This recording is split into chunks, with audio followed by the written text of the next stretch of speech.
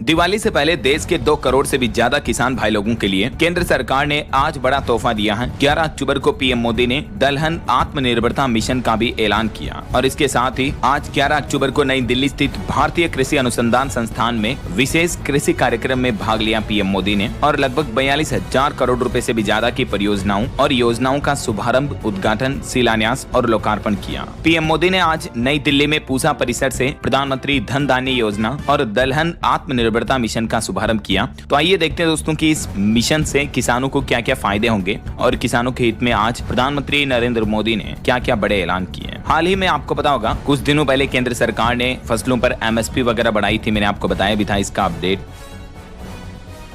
पर। इसी महीने अक्टूबर में ही केंद्र सरकार ने किसानों को यह तोहफा दिया था। लगभग 6 फसलों का न्यूनतम समर्थन मूल्य बढ़ाया था। राइट, उनमें से कौन कौन सी फसलें आप देख सकते हैं, गेहूं, जौ, चना, मसूर, सरसों, सूरजमुखी वगैरह। इन सभी फसलों की पुरानी एमएसपी ये थी और इनमें लगभग 150 से 200-300 रुपए तक की भी बढ़ोतरी की गई है अलग अलग फसलों में। तो दोस्तों इस बढ़ोतरी के बाद अब आज पीएम नरेंद्र मोदी ने लगभग 35,000 करोड़ से भी ज्यादा की कृषि योजनाओं की शुरुआत की और इस दरमियान अपने संबोधन में पीएम मोदी बोले कि हमने बीज से लेकर बाजार तक सुधार किए हैं। पिछली सरकारों ने कृषि को छोड़ा। जी हाँ, प्रधानमंत्री नरेंद्र मोदी ने आज शनिवार दोपहर दिल्ली के भारतीय कृषि अनुसंधान संस्थान IARI में ये कृषि क्षेत्र के लिए 35,440 करोड़ की 2 बड़ी योजनाएं शुरू की हैं, जिनमें एक तो 11,440 करोड़ की दाल उत्पादन मिशन योजना और दूसरी है 24,000 करोड़ की PM धन धान्य कृषि योजना। तो इन दोनों का ही उद्घाटन किया। इस दरमियान पीएम मोदी ने अपने संबोधन में कुछ बड़ी बातें भी कही, जैसे हमारा देश आज दूध उत्पादन के मामले में नंबर 1 बन चुका है। भारत दुनिया में दूध प्रोडक्शन में पहले नंबर पर बन चुका है। वहीं दुनिया का दूसरा सबसे बड़ा मछली उत्पादक देश भी है हमारा देश भारत। 2014 के मुकाबले शहद का उत्पादन भी दुगुना हुआ है। अंडे का प्रोडक्शन भी पिछले 11 सालों में भारत में दुगुना हुआ है और पिछले 11 सालों में भारत का कृषि निर्यात यानी फार्मिंग एक्सपोर्ट भी लगभग बढ़कर दुगुना हो गया है। अन्न उत्पादन में लगभग 90 मिलियन मीट्रिक टन की बढ़ोतरी हुई है। फल और सब्जियों का उत्पादन भी बढ़ा है। तो ये कृषि के क्षेत्र से जुड़ी कुछ उपलब्धियां बताई पीएम मोदी ने पहले तो। फिर उन्होंने कहा कि पिछले 11 सालों में हमने देश में 6 बड़े फर्टिलाइजर प्लांट बनाए, किसानों को 2.5 करोड़ से भी ज्यादा मिट्टी स्वास्थ्य कार्ड बांटे, माइक्रो इरिगेशन की सुविधा 100 लाख हेक्टेयर तक पहुंची और पीएम फसल बीमा योजना से लगभग 2 लाख करोड़ रुपए के क्लेम मिल चुके हैं। 10,000 से ज्यादा किसान उत्पादक संघों का संगठन किया।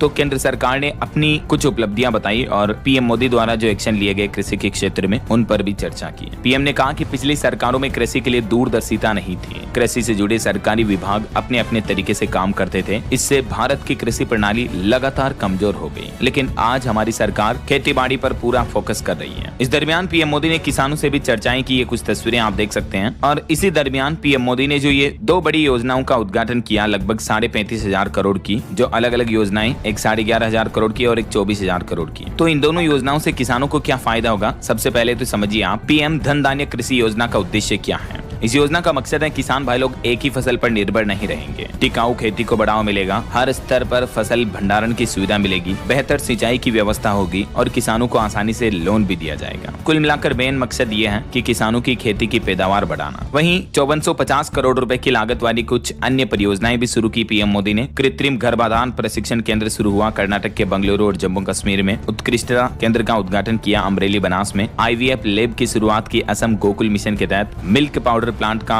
उद्घाटन किया मेहसाणा, इंदौर और भीलवाड़ा में और फिश फीड प्लांट का उद्घाटन किया तेजपुर के अंदर और मत्स्य संपदा योजना के तहत ये उद्घाटन रहा। वहीं पीएम मोदी ने आंध्र प्रदेश में इंटीग्रेटेड कोल्ड चेन और वैल्यू एडिशन की सुविधाएं वाले 815 करोड़ के प्रोजेक्ट की भी नींव रखी है। इस दरमियान केंद्रीय कृषि मंत्री शिवराज सिंह चौहान बोले कि हमारा मकसद है किसानों को सही मूल्य मिले। उन्होंने कहा कि हाल ही में प्रधानमंत्री ने रबी की फसलों का न्यूनतम समर्थन मूल्य MSP भी बढ़ाया है और अभी जो केंद्र सरकार ने दाल उत्पादन मिशन शुरू किया आत्मनिर्भर भारत के तहत, इस मिशन का भी लक्ष्य ये है कि किसानों की दालों की पैदावार बढ़ाई जाए, खेती का क्षेत्र बढ़ाया जाए, दाल की खरीद, स्टोरेज और प्रोसेसिंग को बेहतर किया जाए और किसानों को होने वाले नुकसान को कम करने के उपाय किए जाए। ऐसा कुल ऑल ओवर लगभग 42,000 करोड़ रुपए की अलग अलग कृषि योजनाएं लॉन्च की आज पीएम मोदी ने और इन सभी योजनाओं का कोर लक्ष्य जो है, मूल लक्ष्य वो यही है कि किसानों की आय बढ़ाई जाए। इस दलहन आत्मनिर्भरता मिशन का मकसद है देश को दालों के क्षेत्र में आत्मनिर्भर बनाना है। इस मिशन की शुरुआत से पहले केंद्रीय कृषि मंत्री शिवराज सिंह चौहान चौहान ने प्रेस कॉन्फ्रेंस में इसकी पूरी जानकारी भी दी। तो कहने का मतलब ये है कि इस योजना के तहत जैसे तुअर, उड़द, मसूर जैसी प्रमुख दालों का उत्पादन बढ़ाया जाएगा ताकि किसानों को उनकी उपज का सही दाम मिल सके और अगले 4 सालों तक किसानों को पूरी 100% फसल को न्यूनतम समर्थन मूल्य यानी MSP पर खरीदा जाएगा। इसके लिए भी सरकार ने 11,440 करोड़ रुपए का बजट तय किया है। साथ ही 47,000 करोड़ रुपए के दाल का आयात किया जाएगा जिससे देश की बढ़ती मांग को पूरा किया जा सके और किसानों को बेहतर दाम मिल सके। इस योजना से देश के 2 करोड़ से भी ज्यादा किसानों को सीधा लाभ मिलने वाला है। वहीं सरकार का कहना है कि जल्द ही MSP पर 100% खरीद और ग्लोबल मॉनिटरिंग की व्यवस्था भी की जाएगी जिससे हमारे देश में पर्यावरण और किसानों को दोनों को लाभ मिलेगा। इस नए मिशन पर भी केंद्र सरकार अब काम कर रही है। तो ये आज पीएम मोदी के कुछ कृषि योजनाओं के उद्घाटन के दौरान बड़े ऐलान रहे